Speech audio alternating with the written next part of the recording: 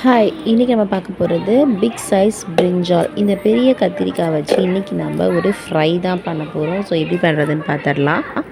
இப்போ நம்ம பிரிஞ்சாலோட மேலே இருக்க அந்த இதை கட் பண்ணி எடுத்துடலாம்.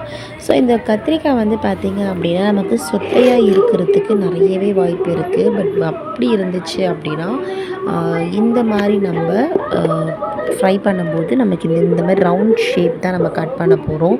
ஸோ இதில் சொத்தை இருந்துச்சு அப்படின்னா நம்ம பாதி பாதியாக கட் பண்ணிட்டோம் அப்படின்னா நல்லா இருக்காது. ஸோ நீங்கள் பார்க்கும்போதே அதில் லைட்டாக ஒரு சின்னதாக ஒரு புள்ளி மாதிரி தான் இருக்கும், சின்ன ஒரு டாட் மாதிரி இருக்கும். ஸோ அந்த சின்ன டாட் இருந்தாலுமே அது உள்ளே பூச்சிவோ புழுவோ இருக்குது இந்த பெரிய சைஸ் பிரிஞ்சாலில்.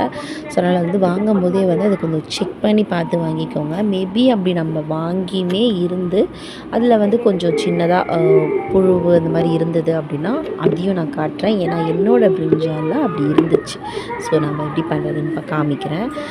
இப்போ இந்த பிரிஞ்சாலை மேலே இருக்க பார்ட்டை மட்டும் கட் பண்ணி எடுத்துகிட்டு இந்த மாதிரி ரவுண்டாக கட் பண்ணிக்கோங்க. இந்த ஃப்ரைக்கு பார்த்திங்கன்னா ரவுண்ட் ஷேப் மட்டும்தான் நல்லாயிருக்கும். ஸோ அந்த ரவுண்ட் ஷேப் கட் பண்ணி எடுத்துக்கோங்க.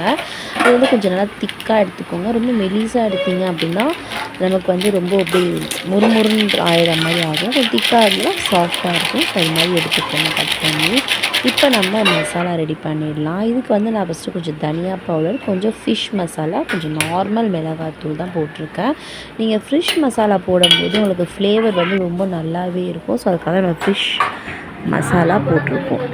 இப்போ தேவையான அளவுக்கு சால்ட்டு, கொஞ்சமாக இஞ்சி பூண்டு பேஸ்ட்டு, கொஞ்சமாக லெமன், இது எல்லாத்தையும் கொஞ்சமாக தண்ணி தெளித்து நல்லா மிக்ஸ் பண்ணிக்கோங்க, ஒரு பேஸ்ட்டு மாதிரி. ஸோ இப்போ நம்ம அந்த பிரிஞ்சாலை நல்லா டிப் பண்ணி 2 பக்கமும் நல்லா மசாலாவை டிப் பண்ணி ஆயிலில் நம்ம ஃப்ரை மாதிரி பண்ண வேண்டாம். நம்ம ஃபிஷ் வரப்போம் இல்லையா, ஸோ அந்த மாதிரி போட்டு 2 பக்கம் நல்லா குக் பண்ணி எடுத்துட்டிங்க அப்படின்னா சூப்பரான பிரிஞ்சால் ஃப்ரை ரெடி.